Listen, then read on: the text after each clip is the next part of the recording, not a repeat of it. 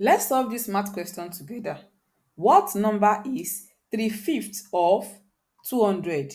3/5, 3 over 5, can also be written as 3 times 1 over 5. So, for a number like this, 200, what is 1/5 of 200? 1/5 of 200 is 40, because it's 40 you will multiply 5 times to give 200. So, if 1/5 of 200 is 40, that means 3, if 1/5 of 200 is 40, that means 3 times 1/5 of 200 will be 3 times 40, and that is 120.